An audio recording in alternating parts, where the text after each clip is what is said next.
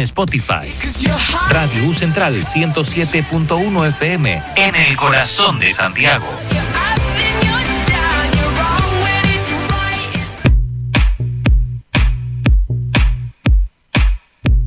Radio U Central 107.1 FM presenta Género en Disputa.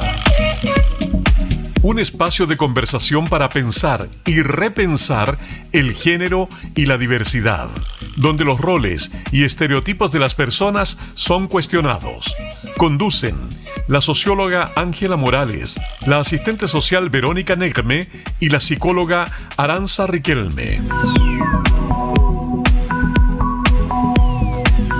Hola a todos y todas, comenzamos a las 11 de la mañana con 2 minutos nuestro programa Género en Disputa, transmitido todos los días viernes a la misma hora, mismo canal en Radio U Central. Doy la bienvenida a Vero y Ángel. Ángel. Hola, ¿cómo estás? Hola, buen día a todos y todas. Un gusto tenerlas hoy en el programa como siempre. Les contamos a quienes nos escuchan que en el capítulo de hoy estaremos conversando sobre violencias de género. Violencias con S, porque no existe solo un tipo de violencia, sino que existen varias. Y qué importante es poder visibilizar cada una de ellas. Para abordar esta temática, estamos felices de contar con nuestra invitada Ana López, quien es licenciada en Historia, mención Estudios Culturales, en la Universidad Academia de Humanismo Cristiano. Tiene magíster en estudios latinoamericanos y es doctora en estudios latinoamericanos también de la Universidad de Chile. Actualmente Ana es profesora titular en la Universidad Central, ha colaborado en organizaciones de derechos humanos, es integrante de la red de investigadoras, así como una de las coordinadoras de la zona centro de la red de historiadoras feministas. Sus temas de interés se relacionan con los movimientos sociales y en particular con la historia del movimiento de mujeres y feminismos. Hola Ana, te doy la bienvenida al programa y te agradezco mucho que estés acompañándonos el día de hoy. Hola Aranza, hola Ángela, Vero, un gusto estar acá con ustedes y muchas gracias por la invitación a hablar de un tema tan importante como este. Súper. Para dar pie al tema que nos convoca el día de hoy, me gustaría comenzar enmarcando lo que es la violencia de género, porque es un tema que aparece en el diario, las noticias, la televisión, pero muchas personas no saben lo que realmente significa. Rápidamente tendemos a pensar que la violencia de género se vincula con esta imagen más estereotipada, que es de un hombre que golpea a una mujer. Sin embargo, la violencia de género es un tema harto más amplio. Así que voy a comenzar comentándoles una definición dada por la ONU sobre violencia de género, que dice así: la violencia de género se refiere a los actos dañinos dirigidos contra una persona o un grupo de personas en razón de su género. Tiene su origen en la desigualdad de género, el abuso de poder y la existencia de normas dañinas. El término se utiliza principalmente para subrayar el hecho de que las diferencias estructurales de poder basadas en el género colocan a las mujeres y niñas en situación de riesgo frente a múltiples formas de violencia. Si bien las mujeres y niñas sufren violencia de género de manera desproporcionada, los hombres y los niños también pueden ser blanco de ella. Esa es la definición que nos ofrece la ONU para entender este concepto de violencia de género. Y quería rescatar algo de esta definición, y es que pone sobre la mesa posibles causas de la violencia de género, donde identifica que existe un contexto y un escenario sociocultural a priori que propicia que estos tipos de violencia se sigan reproduciendo hasta el día de hoy. Entonces, con ese marco, Ana, me gustaría que pudieses contarnos desde tu experiencia y tus estudios de qué forma se expresan hoy las desigualdades de género y el abuso de poder y qué hace que hasta la fecha se sigan perpetuando. Eso también para que lo podamos ir comentando entre todas, pero le doy el pie primero a Ana. Bueno, sin duda se trata de una temática que es enorme, ¿no es cierto? Y que hay mucha discusión hoy, hay muchas voces que intervienen en este debate.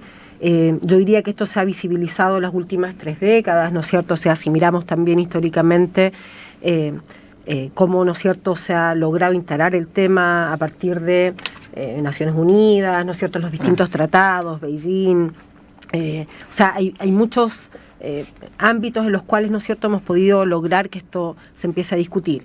Pero sin duda la violencia de género es algo que atraviesa, ¿no es cierto?, los distintos contextos históricos, que como bien señalabas en esa definición, Aranza, nos habla, ¿no es cierto?, de cómo la desigualdad de género, la desigual distribución de poder, ¿no es cierto?, los roles también, los estereotipos van a estar presentes, y yo diría que ahí es clave entender que finalmente esa violencia es parte de un contexto que es el patriarcal, ¿no es cierto?, es decir, donde históricamente los varones han tenido una posición de dominio, ¿no es cierto?, jerárquico, y donde las mujeres han estado en un contexto también de subordinación, lo que también obviamente en una lógica, ¿no es cierto?, heteronormada implica que las diversidades y disidencias sexuales también son objeto de esta violencia. Por lo tanto, ese contexto, si bien podemos ver que va cambiando, no es lo mismo pensar la situación hoy que hace 20 o 30 años atrás o 50 años atrás. Hoy tenemos un sistema legal, normativo, pero sin embargo, como tú bien señalas, se perpetúa, ¿no? A pesar de todas las políticas que tenemos de contar con leyes, de contar con denuncias, ¿no es cierto?, vemos que esto se perpetúa porque finalmente el androcentrismo, el patriarcado, ¿no es cierto?, siguen vigentes y siguen naturalizándose en muchos casos, ¿no? Y muy, muy concreto, lo digo pensando, por ejemplo, en una portada que vi hace 2 o 3 días atrás que me impactó en las últimas noticias, ¿no es cierto?, que hablaba de unas páginas de los donde chicas jóvenes salen con hombres muy mayores. O sea, estamos llenas y llenos de esos mensajes no simbólicos todo el rato, donde se siguen reproduciendo ese tipo de violencia. Yo ahí, tú mencionaste algo muy relevante que a mí me llama la atención del contexto que nos daba Aranza, que tiene que ver con la definición de uno, y tú diste ahí en el clavo que justamente este contexto como patriarcal, androcéntrico, nos da un margen heteronormado de esto, y donde uno siempre alude como que la violencia de género, igual que solo las mujeres, claro, es una manera desproporcionada, evidentemente, las estadísticas lo señalan así, pero también hablamos de las diversidades sexoafectivas que también quedan discriminadas, quedan vulnerables, son violentadas constantemente. Entonces ahí yo quisiera, tú hablabas de los contextos sociohistóricos, cómo las legislaciones también se han hecho cargo finalmente de estas desigualdades también en estas diversidades, ¿no? Uh-huh.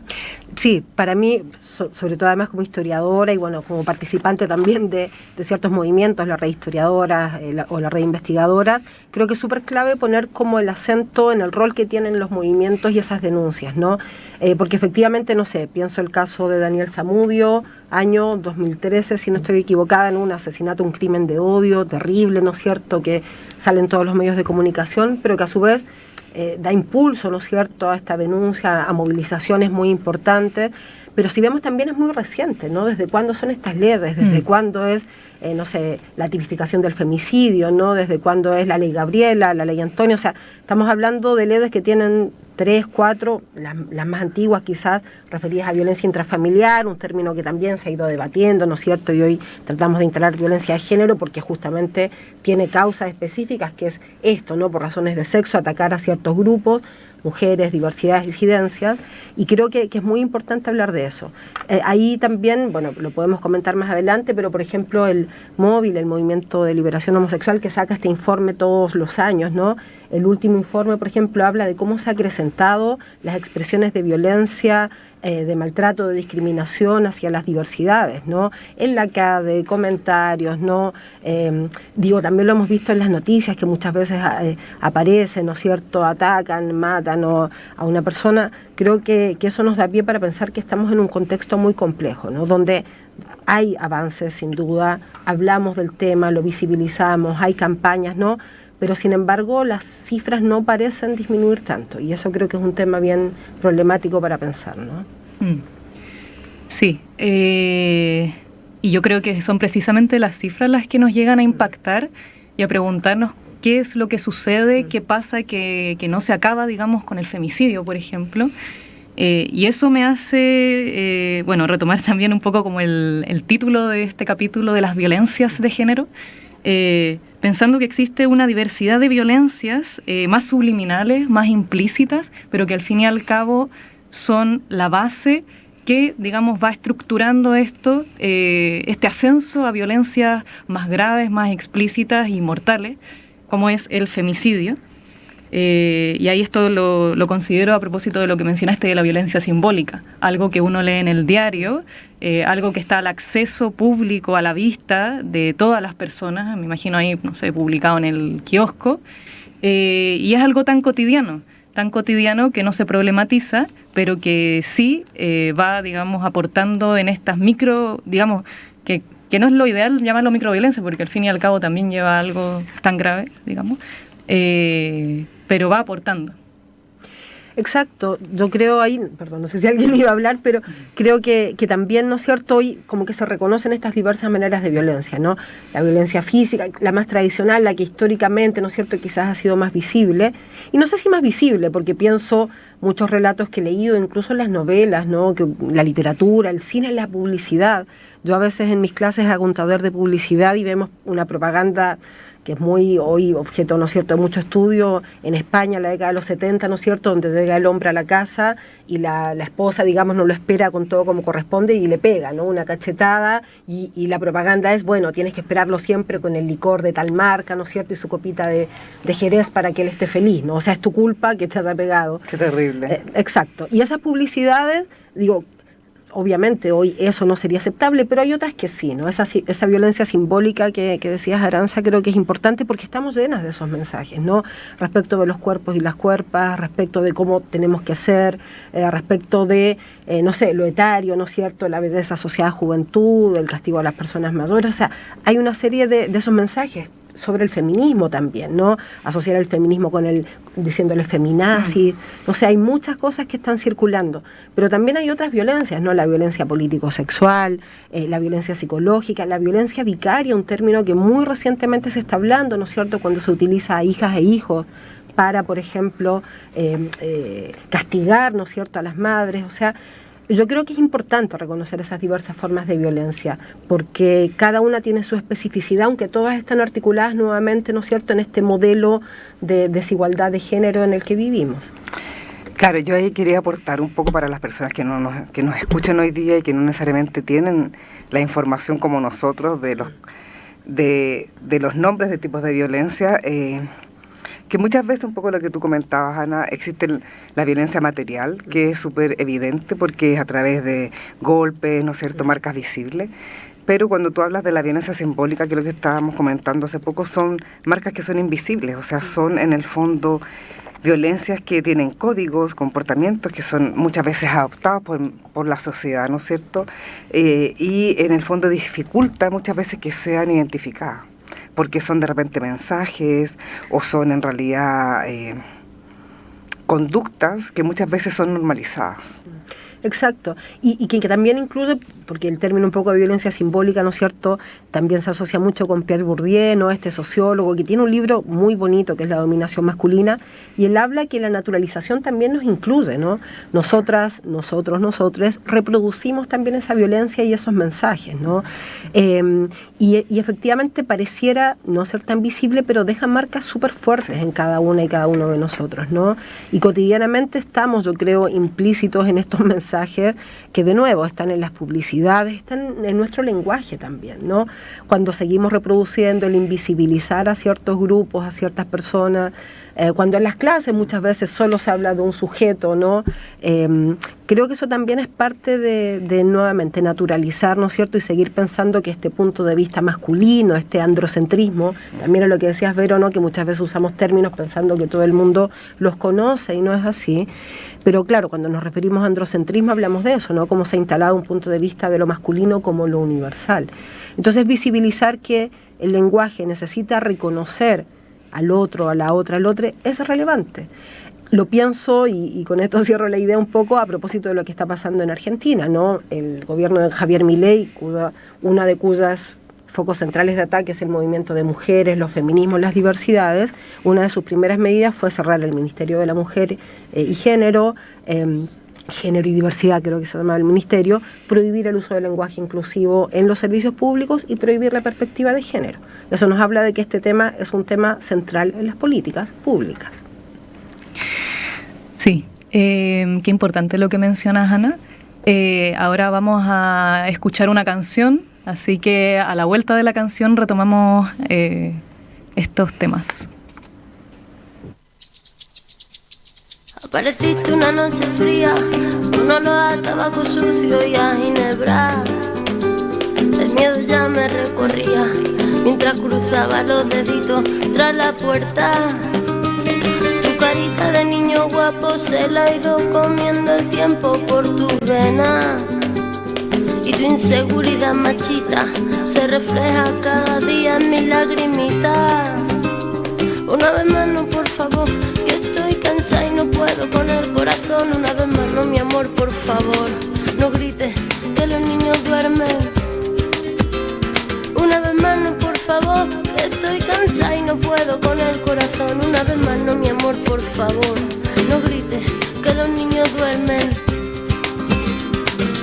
Voy a volverme como el fuego, voy a quemar tu puño de acero y del morado de mis mejillas saldrá el valor pa' cobrarme las heridas. Malo, malo, malo eres, no se daña quien se quiere, no. Tonto, tonto, tonto eres, no te pienses mejor que las mujeres. Malo, malo, malo eres, no se daña quien se quiere, no. Tonto, tonto, tonto eres, no te pienses mejor que las mujeres. El día es gris cuando tú estás y el sol vuelve a salir cuando te vas. Y la penita de mi corazón yo me la tengo que tragar con el fogón. Mi carita de niña linda se ha ido envejeciendo en el silencio. Cada vez que me dices puta se hace tu cerebro más pequeño. Una vez más no, por favor, que estoy cansada y no puedo con el corazón. Una vez más no, mi amor, por favor, no grites que los niños duermen. Una vez más no, por favor, que estoy cansada y no puedo con el corazón. Una vez más no, mi amor, por favor, no grites que los niños duermen. Voy a volverme como el fuego, voy a quemar tu puño de acero y del morado de mis mejillas saldrá el valor pa' cobrarme las heridas. Malo, malo, malo eres, no se daña quien se quiere, no. Tonto, tonto, tonto eres, no te pienses mejor que las mujeres. Malo, malo, malo eres, no se daña quien se quiere, no. Tonto, tonto, tonto eres, no te pienses mejor que las mujeres. Voy a volverme como el fuego, voy a quemar tu puño de acero y del morado de mis mejillas saldrá el valor pa' cobrarme las heridas. Malo, malo, malo eres, no se daña quien se quiere, no. Tonto, tonto, tonto eres, no te pienses mejor que las mujeres. Malo, malo, malo eres, no se daña quien se quiere, no. Tonto, tonto, tonto eres, no te pienses mejor que las mujeres. Malo, malo, malo eres, porque quieres. Malo, malo, malo eres, no me chilles, que me duele. Eres débil y eres malo y no te pienses mejor que yo ni que nadie. Y ahora yo me fumo un cigarrito y te echo el humo en el corazoncito, porque malo, malo, malo eres tú. Malo, malo, malo eres sí. Malo, malo, malo eres siempre. Malo, malo, malo eres. Ya estamos de vuelta con Género en Disputa, junto a Verónica Negme, Ángela Morales y Aranza Riquelme. Ya estamos de vuelta entonces acá en el programa Género en Disputa con nuestra invitada especial Ana López. Bueno, estábamos hablando acá de las violencias de género y entre ellas, digamos, la violencia simbólica. Para retomar, yo me había quedado pensando en lo que comentaste, Ana, acerca de cómo hoy en día el feminismo es leído como feminazi, por ejemplo. Un poco esto con la pregunta de por qué se sigue reproduciendo tanto la violencia hoy pese a todos los cambios que existen. Entonces me quedó resonando claro. El feminismo ha tenido un impacto gigante y hoy surge, o digamos recientemente en la época, el concepto de feminazi, que viene a devaluar ese trabajo. Entonces ahí quería preguntar también por estas expresiones actuales, no solo feminazis, sino se me vino a la mente generación de cristal, como si ciertas violencias no pudiesen nominarse porque quedan del lado de la exageración. Eso. Perdón que te interrumpa, que yo quería dar un ejemplo que es muy latente. Antes de ayer hubo una masterclass de una académica que hizo el Servicio Nacional de la Mujer y Equidad de Género, que nosotros estuvimos en la misma masterclass pero la semana anterior, y resulta que era en Google Meet, 500 personas en línea de todo el país, irrumpió un grupo de hombres y empezaron a insultarla. Que tú eres feminazi, tú eres no sé qué, que estás con la ideología del género. Delante de esas, fue violentada no solo ella, sino que las otras 500 personas que estaban ahí. Claro. O sea, eso es lo que quería ejemplificar lo que está diciendo Aranza, como para decir que en eso nos estamos enfrentando. Exacto. Sí, bueno, el tema de las redes sociales, hoy incluso inteligencia artificial es un gran ámbito de discusión que sin duda también hay que incorporar como parte del debate de las violencias, ¿no? Yo creo que por un lado, me parece que hay dos elementos como interesantes para pensar, ¿no? En la medida en que los movimientos feministas y también los movimientos de la diversidad, las disidencias, ¿no? Irrumpen, interpelan a la sociedad y molestan a ciertos grupos, ¿no? Eso ha sido así. En una clase que hacemos de historia del movimiento feminista, por ejemplo, vemos caricaturas del siglo XIX, de inicios del siglo XX en Inglaterra, a propósito de la lucha de las mujeres por el derecho a voto, ¿no? Que en el fondo tenía que ver con conquistar estos derechos de ciudadanía, ¿no es cierto?, ser reconocidas, ¿no?, como sujetas, poder trabajar, ¿no es cierto?, de manera autónoma, en el trabajo asalariado, ¿no? Bueno, y las caricaturas de revistas de 1905-10, por ejemplo, aparece la mujer, ¿no es cierto?, que abandona el hogar, el hombre ahora feminizado que tiene que limpiar y cuidar a los hijos, ¿no? Entonces, digo, también se reproduce, ¿no?, esa reacción frente a los movimientos, ¿no? Y yo creo que tiene que ver con esto, con que efectivamente se está interpelando a la sociedad y con que hay ciertos grupos que se oponen, ¿no?, a cualquier avance en estos derechos, ¿sí? Y por otro lado, con esta idea que señalaba hace un rato respecto de que el género es un elemento de disputa, como lo dice, ¿no?, el título de su programa, donde podemos ver cómo las distintas instituciones, ¿no?, los estados, los partidos políticos, las iglesias, ¿no?, la medicina, la ciencia, digo, históricamente también han dicho mucho este debate, ¿no?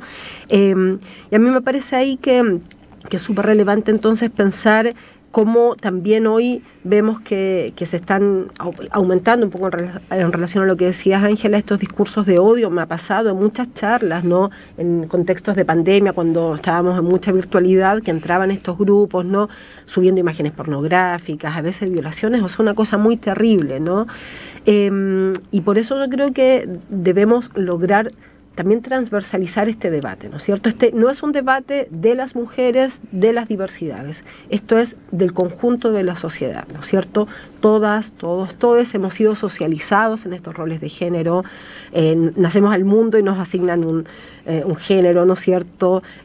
Nos colocan un nombre, nos colocan una identidad, digo, es parte de la construcción social, y creo por lo tanto que estos debates merecen ser conversados en todos lados, ¿no? Con nuestros padres, con nuestros amigos, amigas, con nuestras mamás. Entonces me parece a mí que el tema de la violencia en ese sentido es central, ¿no? Cuando yo le digo a otro, a otra, mira, lo que me estás diciendo sobre mi cuerpo, sobre si estoy más gorda o más flaca, sobre si comí más o no, que a todas nos ha pasado y que nos hace sentir mal porque es parte de esa violencia simbólica, es necesario conversar y poner en debate esto, ¿no? Cuando yo en una clase digo, no solamente hablamos, no sé, de los abogados, sino también de las abogadas, o de los médicos, sino también de las doctoras, o sea, eso es necesario darse el espacio para conversar eso, ¿no? Cuando cuando queremos desnaturalizar esa violencia, porque, de nuevo, tú lo decías, Vero, hace un rato, y perdón si me estoy extendiendo mucho, pero claro, esta violencia material, ¿no es cierto?, el golpe, digo, yo me acuerdo hace muchos años cuando estudiaba y hacía encuestas y teníamos una compañera que siempre llegaba muy maquillada, ¿no? Tapándose el golpe, y tratábamos de conversarlo, pero era muy difícil, ¿no? Y sigue siendo muy difícil para las mujeres denunciar.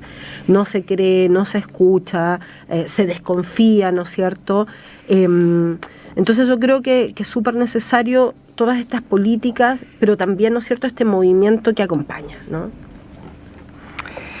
Sí, me quedo dando vuelta un poco lo que decía Ana con respecto a las redes sociales, porque efectivamente por un lado es como dualidad, nos acerca, ¿no es cierto?, a la información, a la educación, a permitir en el fondo a las comunidades conocer de ciertas temáticas interesantes, pero también nos hace evidenciar que hoy en día todavía tenemos sesgos de género, todavía existe violencia, ¿no es cierto?, en donde uno creería que no existen grupos que irrumpan esto. Al contrario, estamos en un proceso de educando, de informar, de acercar a la gente a estas temáticas en donde normalicemos muchas conductas que hoy día no son normalizadas y pasa esto. Entonces lo encuentro como... Exacto. Qué triste que pase esto. O sea, cuando la idea es erradicar las violencias de género, nos muestra también el otro lado. O sea, muchas veces comentamos o pensamos, y muchas personas piensan que hoy día, como decías tú al principio, hoy día no es se ha podido, ¿no es cierto?, conversar, se ha avanzado, pero ahí tú te das cuenta que tal vez no lo suficiente, o sea, que efectivamente no lo suficiente, o sea, no tal vez, no se ha avanzado lo suficiente para que esto se erradique. Exacto.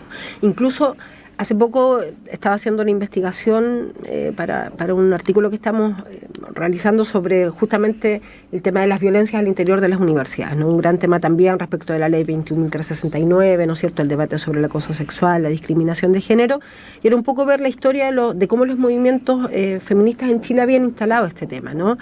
Que obviamente en el contexto de la dictadura había una denuncia súper fuerte a lo que estaba pasando ahí con esas violencias, pero también empezaba a instalarse el debate sobre la violencia al interior del hogar, ¿no es cierto?, en el lenguaje todavía de la violencia intrafamiliar.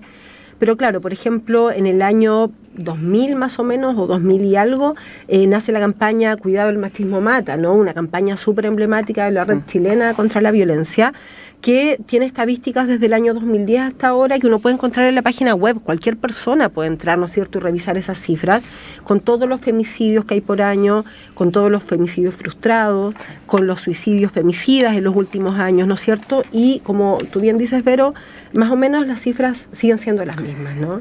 Sí, disculpa. Recordemos también que hoy en día Chile ha cambiado debido a la cantidad de migrantes, ¿no es cierto? También han llegado otros pensamientos, o sea, países que tienen a nivel de constructo social súper arraigado el machismo. Entonces además nos vemos enfrentados a que, si bien es cierto, vamos avanzando, también tenemos que acoplar nuestros pensamientos o nuestras formas de actuar también con el tema cosmopolita que hoy día se va dando un poco en Chile. Exacto. Sí, y yo creo que claro, porque a veces es como fácil caer en una visión como súper negativa o súper positiva. Tenemos muchas leyes, está todo hecho, o tenemos no cambia nada. Yo creo que no es ningún extremo ni el otro, ¿no?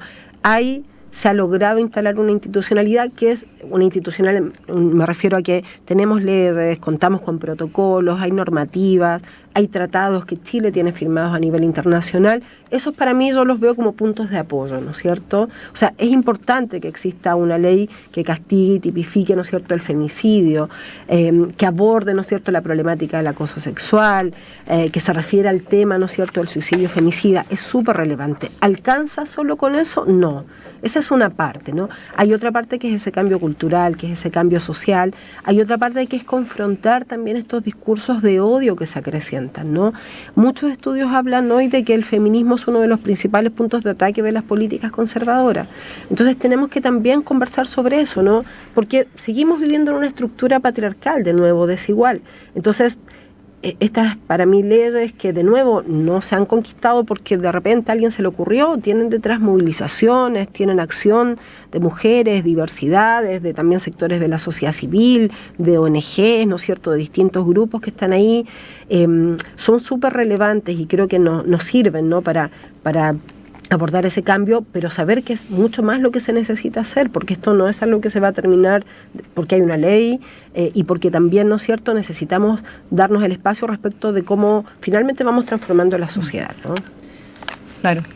Ahí qué importante el concepto que usaste, o la expresión más bien, de transversalizar el debate, porque efectivamente no es algo que solamente quede en lo institucionalizado, en la política pública o en la teoría, en los libros. Hay mucho teorizado también actualmente, pensaba, en torno a las violencias, pero la bajada es clave, es fundamental. Tú aludiste a eso en esto más cotidiano, en esto del día a día, que me da la impresión, no sé qué opinan ustedes, que claro, que a veces los conceptos o las palabras generan harta resistencia. O sea, hablar de violencia económica y muchas personas, digamos, se horrorizan y dicen, pero bueno, ¿por qué de violencia? ¿Por qué llamarlo así tan duro, tan...? Entonces, ahí, digamos, pensé en la oportunidad que tiene la apertura de lo cotidiano, del día a día, cómo se hacen cambios en la crianza, en el espacio educativo.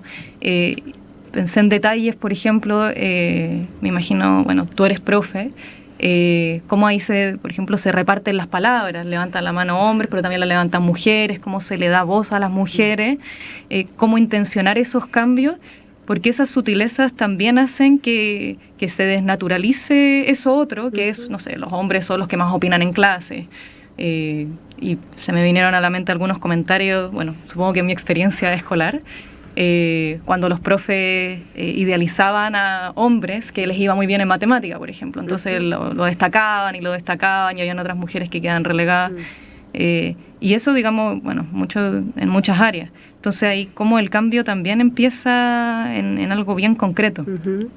Bueno, yo creo que esto que están señalando ustedes son parte de esas vivencias cotidianas, ¿no? Porque también muchas veces pareciera que el debate como que es muy lejano, vemos cifras, ¿no? 70 femicidios, no sé, 5 suicidios femicidas, 1 de cada 3 mujeres que ha vivido violencia física, psicológica, simbólica, económica. O sea, uno ve esas cifras, pero son números, ¿no? Y detrás de eso hay estas realidades. Y cuando uno empieza a entrar en ese debate, y yo creo que ahí es la experiencia, ¿no? La política de la experiencia, como dice un poco el feminismo a veces, empiezan a salir esas historias, ¿no? Todas conocemos una amiga, una hermana, una parienta que no le paga, que no recibe, ¿no es cierto?, los hijos, por ejemplo, las hijas, ¿no es cierto?, lo que le corresponde de la ayuda de la expareja. O historias de violencia, o estudiantes que les revisan los celulares, ¿no es cierto?, los pololos, y que a ver qué estás haciendo, no. O estas experiencias en la sala de clase que tú muy bien señalas, Aranza, yo creo que todas de alguna otra manera las hemos vivido, ¿no? Y cuando tú logras también visibilizar eso y transformar como estos números y estas categorías y conceptos en esta conversación, ¿no es cierto?, más cotidiana, creo que es bien como interesante también. Pero claro, por el otro lado confrontamos como este muro, ¿no?, de que sigue siendo temas que también, un poco por lo que decías, Verónica, me parece bien importante, ¿no? Para muchos sectores, bueno, ya están todas las leyes que más quieren, dicen a veces, ¿no? Pero mira, está todo esto, ¿qué más? Bueno, de nuevo, eso es una parte, ¿no es cierto? Hay otra parte que tiene que ver con ese cambio cultural. ¿Cómo se involucran los varones en estos también? ¿Cómo nos involucramos todas y todos, ¿no es cierto?, en esto? ¿De qué manera podemos conversar respecto de... Y no sé, lo pienso a propósito de una tesis que me tocó dirigir el año pasado, que era un grupo de estudiantes de trabajo social de la universidad que trabajaba el año antepasado sobre los centros para varones que ejercen violencia, centros de reeducación, que igual el nombre me hacía un poco de ruido porque suena medio raro, ¿no? Hay experiencias históricas que pero en el fondo tenía que ver con cómo se aborda acá. Y por ejemplo, una de las cosas que vieron es que no hay financiamiento para esos centros, de que prácticamente de 10 había como 8 que habían cerrado, que las y los profesionales no tenían experiencia en eso. Entonces, de hecho ya no están. Ya no están la mayoría. Entonces también podemos tener muchas leyes, pero si no hay financiamiento para eso, si las casas de acogida no funcionan, si no hay efectivamente espacios para que las mujeres no dependan económicamente y fomentar el empleo femenino, si no tenemos además un empleo que tenga un salario como corresponde y no un salario mínimo de sobrevivencia, o sea, lo que digo es que también hay problemas estructurales que tienen que ver, en este caso, por ejemplo, con cuestiones económicas. Entonces, ¿cómo hacemos para que efectivamente pueda haber política para abordar? ¿Qué pasa con los varones que ejercen violencia? ¿Cómo abordamos ese tema?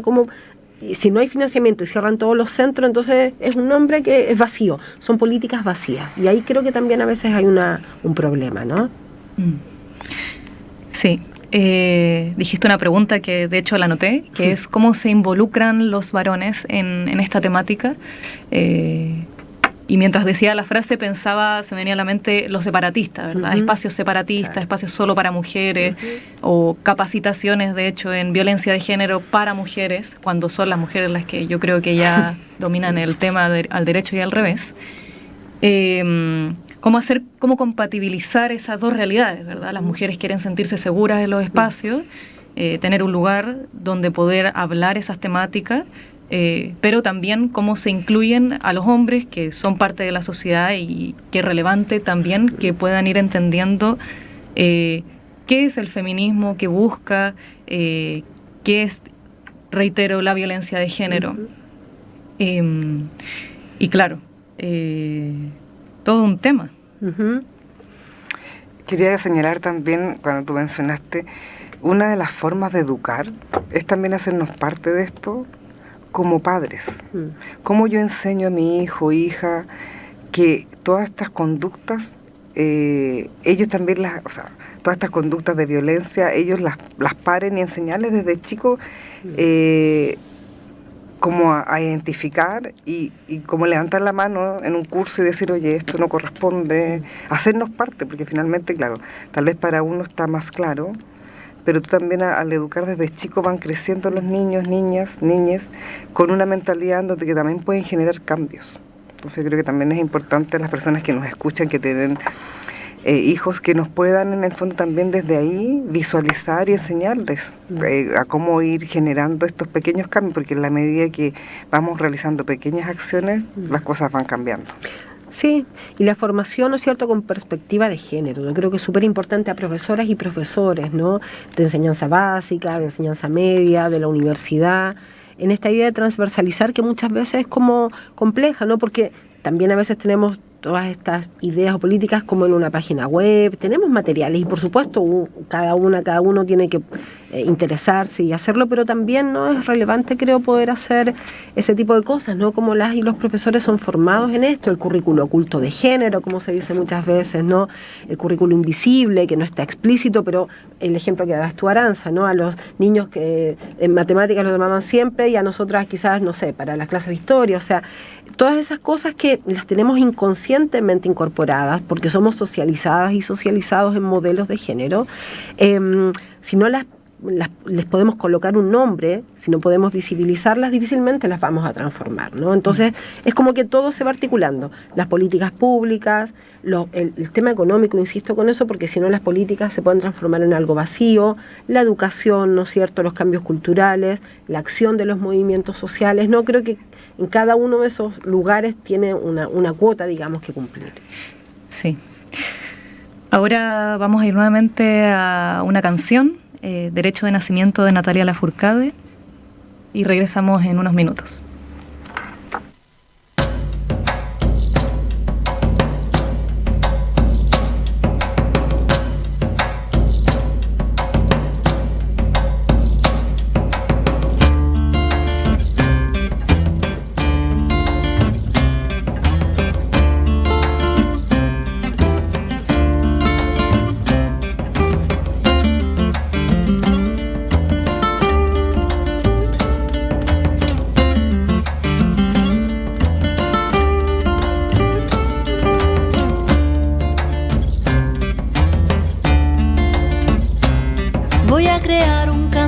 Para poder existir, para mover la tierra a los hombres y sobrevivir, para curar mi corazón a la mente, dejarla fluir, para el espíritu elevar y dejarlo llegar al fin.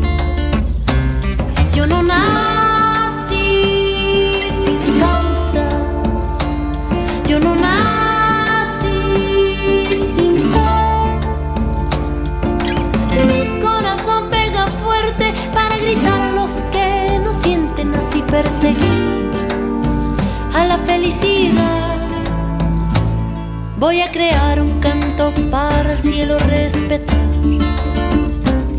para mover las raíces de este campo y hacerlo brotar, para mover las aguas, el veneno verde que hay por ahí, vivir en paz.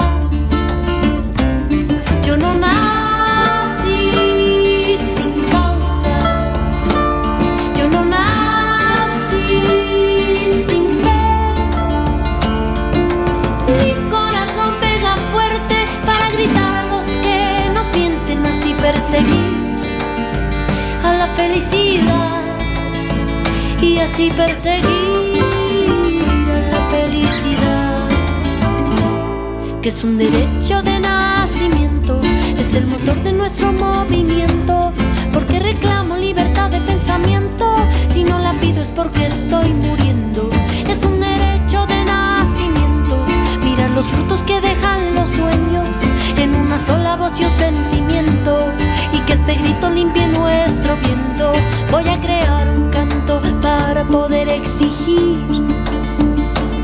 que no le quiten a los pobres lo que tanto les costó construir, para que el oro robado no aplaste nuestro porvenir, y a los que tienen de sobra no les cueste tanto repartir. Voy a elevar mi canto para hacerlos despertar, a los que van dormidos por la vida sin querer mirar, para que el río no lleve sangre, lleve flores y el mal sanar, para el espíritu elevar y dejarlo vivir en paz. Yo no nací sin causa, yo no nací sin fe. Mi corazón pega fuerte para gritar a los que no sienten, así perseguir a la felicidad. Es un derecho de nacimiento, es el motor de nuestro movimiento, porque reclamo libertad de pensamiento, si no la pido es porque estoy muriendo. Es un derecho de nacimiento, mira los frutos que dejan los sueños, en una sola voz y un sentimiento, y que ese grito limpie nuestro viento. Es un derecho de nacimiento, es el motor de nuestro movimiento, porque reclamo libertad de pensamiento, si no la pido es porque estoy muriendo. Es un derecho de nacimiento, mira los frutos que dejan los sueños, en una sola voz y un sentimiento, y que este grito limpie nuestro viento.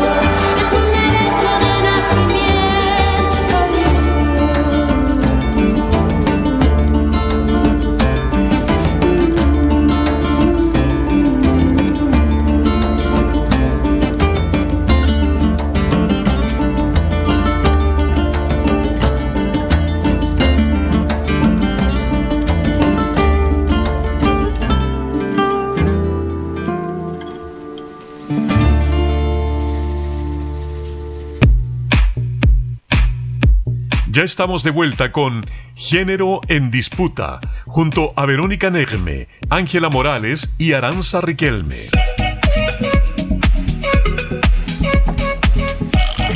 Ya de vuelta acá en el programa, estamos conversando de violencias de género con S, porque no es solamente una, sino que son varias las violencias a las que hay que prestarle atención el día de hoy. Estábamos hablando hace un ratito acerca de la necesidad de la perspectiva de género como una forma de generar cambios reales en la sociedad. Ana, yo te quería preguntar más concretamente, ¿qué sería trabajar con perspectiva de género, o que en los espacios, por ejemplo, educativos se incluya una perspectiva de género? O sea, yo creo que lo primero que hay que entender, digamos, este concepto es que se trata de visibilizar que hay desigualdad, ¿no? Partimos de ahí. O sea, y digo, nosotras abordamos la desigualdad de género, pero sabemos que nuestra sociedad está cruzada por desigualdades raciales, étnicas, territoriales, de clase, etarias, ¿no? Pero en este caso tiene que ver con visibilizar. Sí, históricamente ha habido una desigual distribución de poder, por lo tanto quienes más han sido afectadas son mujeres, niñas, diversidades, ¿no es cierto?, disidencias, y por lo tanto incorporar esta perspectiva tiene que ver con eso, ¿no es cierto? Tenemos que tener políticas para justamente disminuir, ¿no es cierto?, cerrar, tratar de evitar, ¿no es cierto?, estas desigualdades y estas brechas. Y yo creo que a veces no es tan difícil como pareciera, ¿no? ¿Qué hago? ¿Cómo lo hago? Por ejemplo, esto, ¿no? Si yo voy a hacer un programa de estudio dirigido a mis estudiantes, tratar de incorporar el lenguaje inclusivo, ¿no es cierto? Si voy a hablar el rol del ingeniero en la sociedad, hablar del rol del ingeniero y la ingeniera es una manera de incluir, de visibilizar, ¿no es cierto?, a otras sujetas, por ejemplo. El pensar la bibliografía que uso. Una vez un profesor acá en la universidad me decía, bueno, pero en derecho, no sé, procesal, no hay mucha bibliografía de mujeres porque, es cierto, las mujeres se incorporaron muy posteriormente, ¿no?, a la escritura, a la universidad, etcétera. Hay una película muy buena sobre eso, que es la primera mujer que estudia derecho en Estados Unidos, no recuerdo el nombre en este momento, pero si la buscan por ahí la van a encontrar. Y yo le decía, ok, pero lo que sí se puede hacer es, en la primera clase, plantear eso. Miren, este es el programa, esto es lo que vamos a hacer, estas son las evaluaciones, y en la bibliografía tenemos un 85% de bibliografía de varones. ¿Y esto por qué es? Bueno, tiene una causa que es histórica, tiene una causa que tiene que ver con la inserción de las mujeres, por ejemplo, en la sociedad. O sea, a veces son gestos pequeños, ¿no es cierto? Este ejemplo que dabas tú, Aranza, ¿no? ¿A quiénes le voy a dar la palabra? ¿A quiénes voy a tratar de que participen también? ¿No? ¿A quiénes voy a reconocer? ¿Quiénes van a ser parte de los grupos de ayudantes? O sea, hoy hay muchos ejemplos que se están planteando de cómo incorporar esta perspectiva de género. Por ejemplo, en las comités de, no sé, los grupos de trabajo, en las investigaciones, ¿quiénes lideran? ¿Quiénes hacen el café? ¿Quiénes toman las actas? El otro día una colega, una amiga, también de la red Historiadoras Feministas y con quien escribimos este libro Históricas, que es un libro que justamente trata de recoger los más de 100 años de historia del movimiento feminista en Chile, contaba que en todas las reuniones ella tomaba las actas, hasta que un día se dio cuenta, eran un grupo como de 20 personas y eran 3 mujeres y 17 hombres, hasta que en un momento lo puso en discusión, de turnémonos cada vez, porque todo el mundo decía, pero a ti te sale más fácil, lo haces más rápido. Bueno, eso es naturalizar nuestros roles, ¿no? Entonces, todas esas que a veces parecen cosas pequeñas y que entran quizás en estas violencias simbólicas, pero son súper relevantes, ¿no? Los salarios, los tipos de trabajo, los roles, cómo se eligen, no sé, las comisiones, por ejemplo, de trabajo. Yo creo que en cada uno de esos aspectos de nuestra vida y de nuestro trabajo podemos ir incorporando esta perspectiva, ¿no? Entonces creo que es súper necesario. En el Poder Judicial hay una página que es sobre género, o sea, dar a conocer esa página, a revisarla, ¿no es cierto? Todas esas medidas nos dan algunos pasos, ¿no?, que son pequeños, que son cotidianos, que podemos hacer en nuestra sala de clases, que podemos hacer en nuestras reuniones de trabajo, ¿no? Pero que son cuestiones importantes porque van haciendo un cambio que es cultural también. Claro. Ahí se me vino a la mente esto de fomentar el liderazgo, por ejemplo, en mujeres, y no asumir el liderazgo innato un poco que se le atribuye a los hombres. Y que eso va en acciones derechamente. También hice la asociación con este clásico, no sé si binarismo, pero hombre, científico, matemático, mujer, carreras de cuidado, carreras artísticas. Entonces, es un poco ir a desarmar estas categorías, estos estereotipos. Lo hablábamos en el programa anterior, donde nos dedicamos a hablar de estereotipos y roles de género. Entonces hay algo ahí de ir a deconstruir y desarmar y no dar por sentado. No dar por sentado que son los hombres los que lideran, por ejemplo, o que las mujeres son las que van a, tú dices, servir el café. Y yo creo que deconstruir eso y desarmar esa categoría es un punto de partida. Exacto.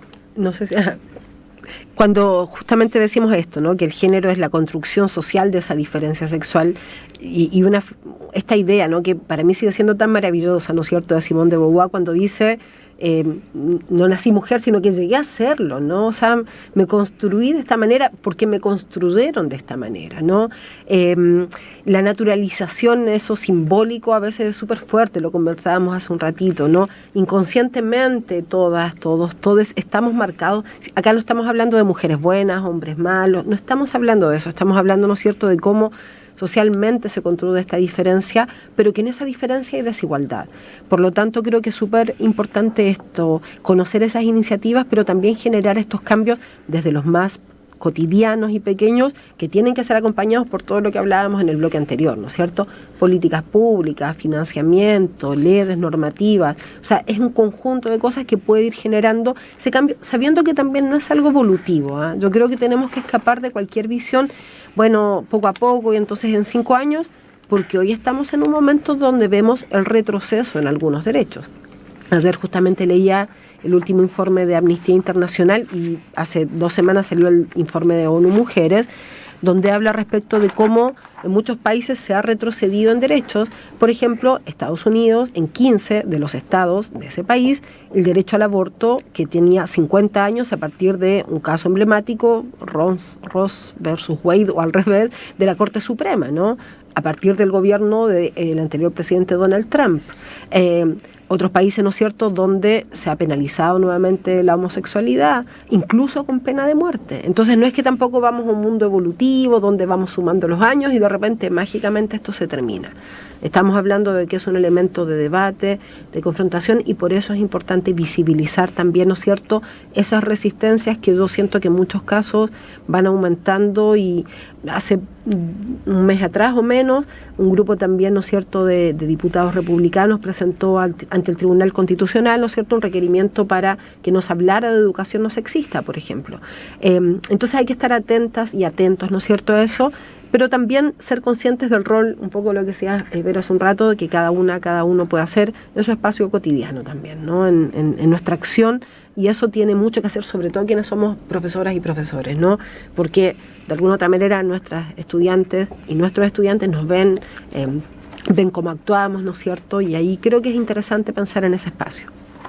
Sí, yo para ir cerrando quería detenerme en un poco lo que hemos estado hablando y tú recién señalabas en qué hacemos, ¿no? En lo práctico.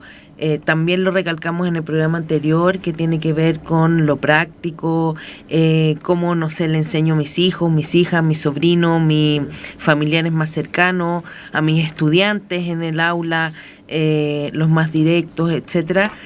Pero también a visibilizar y a nombrar. Yo creo que es muy importante nombrar la violencia, las violencias, en la medida, porque lo que no se nombra no existe. Uh-huh. Entonces, yo creo que esa es la invitación finalmente.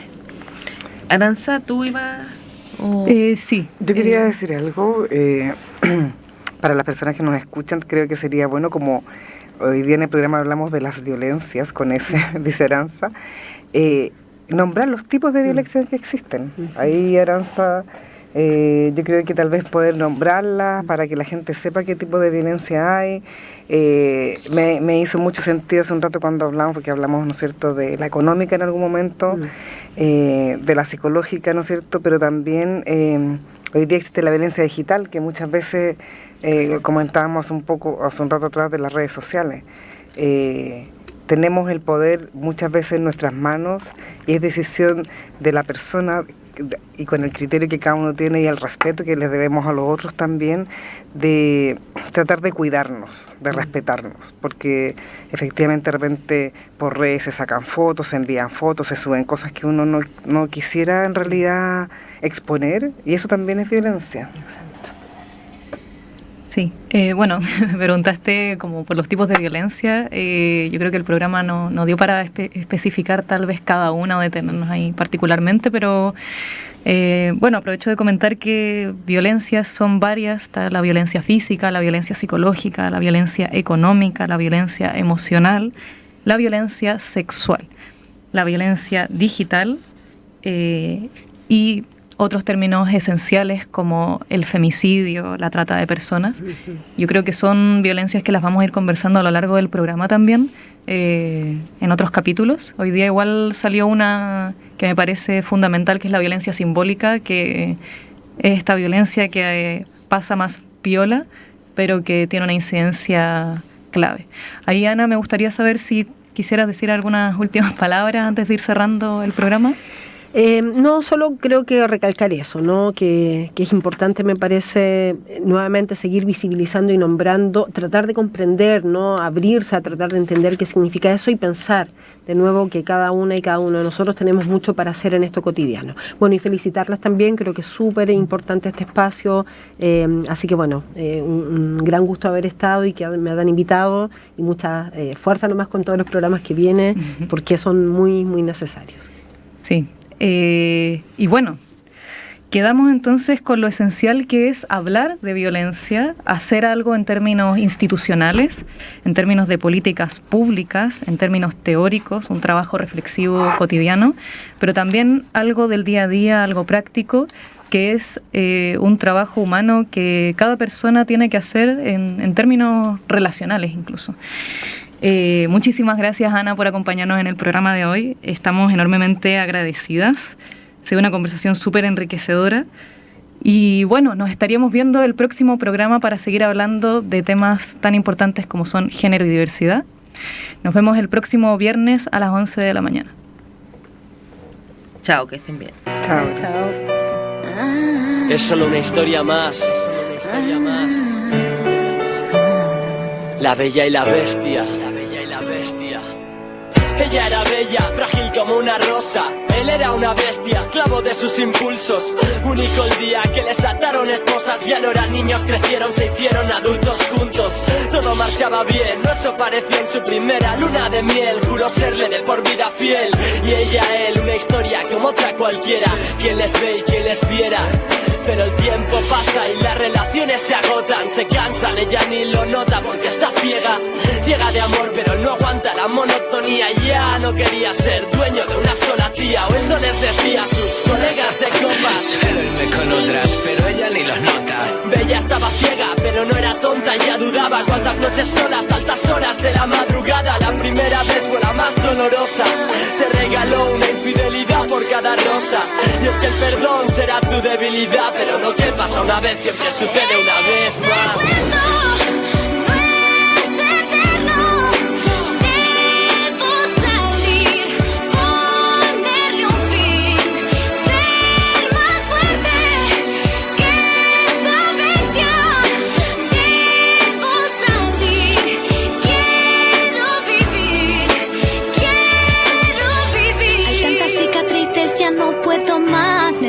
Entrañas de tanto sangrar, no existe un maquillaje que pueda tapar este moratón que es mi corazón.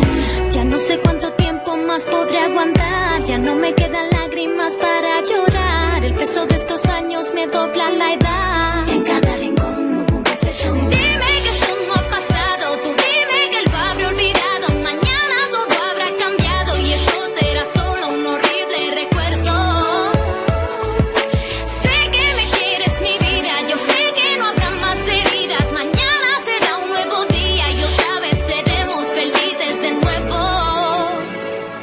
Empiezan las discusiones, parece que a él no le gustan. Se vuelve insensible y agresivo y a Bella le asusta. Lágrimas caían tras un empujón y el primer puñetazo. Te conformas con un perdón y un simple abrazo. No quieres darle importancia porque no quieres perderlo, pero sientes impotencia y a la vez pánico y miedo. No puedes creerlo todavía, después de tantos años. Te pregunta, vi que te has caído en el baño. El silencio no te ayuda, sé que no sabes qué hacer. Sabes que fue la primera y no será la última vez. Créeme, sé que no quieres más problemas, pero no te quedes en silencio si tu marido te pega, porque no le perteneces, te mereces mucho más. Sobre ti no tiene autoridad, se la das y él se crece. No puedes detenerle, no puedes defenderte, no puedes hacer más que rezar por tener suerte. Cada día más normal, pasar del amor al odio se convirtió en algo habitual. Otro mal episodio, bestia no te quiere, pero quiere que seas suya para siempre. Eres mía, no se hagas de nadie, ¿entiendes? Bella no podía más, él cada vez era más bestia. Cuando ella quiso hablar ya era demasiado tarde, se dio cuenta que vivía junto al mal. La Bella y la Bestia. Prefiero no contaros el final.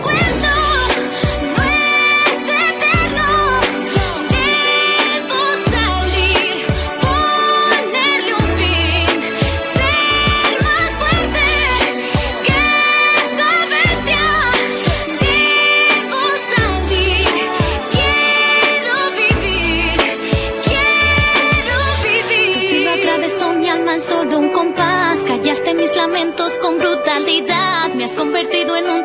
número más. Turbia frustración fue tu perdición. Es demasiado tarde para ir hacia atrás. No volveré a tener otra oportunidad. Seré solo un mal día en la prensa local, pero mi dolor será tu prisión. Y si yo ahora pudiera cambiar en algo tus miserias, daría todo porque entiendas un solo segundo de mi sufrimiento. Espero que al menos mi historia no quede solo en la memoria y trace una nueva trayectoria, que no se repita jamás este cuento. Este cuento no es eterno, debe salir, ponerle un fin, ser más fuerte que esa bestia. Debe salir, vuelve a vivir, vuelve a vivir. La bella y la bestia, la bella y la bestia. Sé más fuerte, sé más fuerte. Oh, camina hacia adelante, camina hacia adelante. No te rindas, no te rindas. No te quedes en silencio, no te quedes en silencio.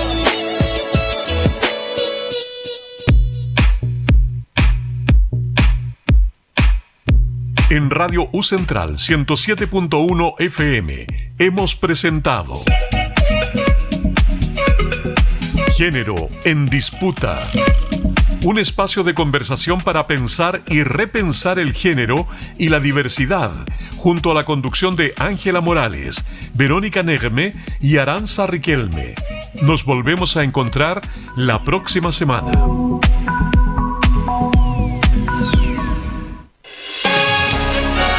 Desde el corazón